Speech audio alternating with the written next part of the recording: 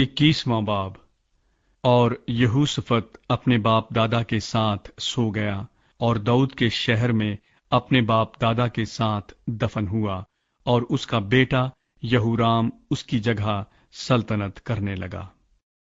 یہودا کا بادشاہ یہورام۔ اور اس کے بھائی جو یہوشافط کے بیٹے تھے یہ تھے،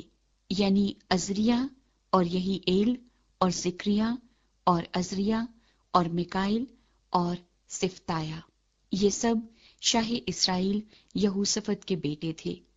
اور ان کے باپ نے ان کو چاندی اور سونے اور بیش قیمت چیزوں کے بڑے انعام اور فصیلدار شہر یہودا میں عطا کیے، لیکن سلطنت یہورام کو دی، کیونکہ وہ پہلوٹا تھا۔ جب یہورام اپنے باپ کی سلطنت پر قائم ہو گیا اور اپنے کو قوی کر لیا، تو اس نے اپنے سب بھائیوں کو اور اسرائیل کے بعض سرداروں کو بھی تلوار سے قتل کیا۔ یہورام جب سلطنت کرنے لگا تو 32 برس کا تھا، اور اس نے 8 برس یروشلم میں سلطنت کی، اور وہ اخیب کے گھرانے کی مانند اسرائیل کے بادشاہوں کی راہ پر چلا، کیونکہ اخیب کی بیٹی اس کی بیوی تھی، اور اس نے وہی کیا جو خداوند کی نظر میں برا ہے۔ تو بھی خداوند نے داؤد کے خاندان کو ہلاک کرنا نہ چاہا، اس عہد کے سبب سے جو اس نے داؤد سے باندھا تھا، اور جیسا اس نے اسے اور اس کی نسل کو ہمیشہ کے لیے ایک چراغ دینے کا وعدہ کیا تھا۔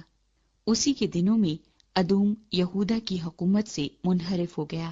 اور اپنے اوپر ایک بادشاہ بنا لیا۔ تب یہورام اپنے امیروں اور اپنے سب رتھوں کو ساتھ لے کر عبور کر گیا،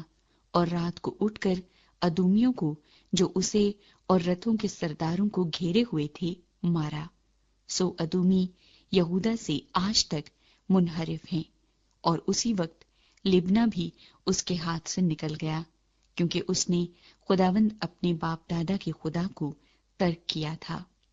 اور اس کے علاوہ اس نے یہودا کے پہاڑوں پر اونچے مقام بنائے، اور یروشلم کے باشندوں کو زناکار بنایا، اور یہودا کو گمراہ کیا۔ اور ایلیا نبی سے اسے اس مضمون کا خط ملا کہ خداوند تیرے باپ داؤد کا خدا یوں فرماتا ہے، اس لیے کہ تو نہ اپنے باپ یہوشافط کی راہوں پر اور نہ یہودا کے بادشاہ آسا کی راہوں پر چلا، بلکہ اسرائیل کے بادشاہوں کی راہ پر چلا ہے،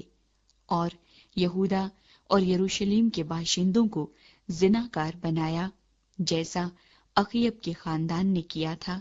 اور اپنے باپ کے گھرانے میں سے اپنے بھائیوں کو جو تجھ سے اچھے تھے قتل بھی کیا۔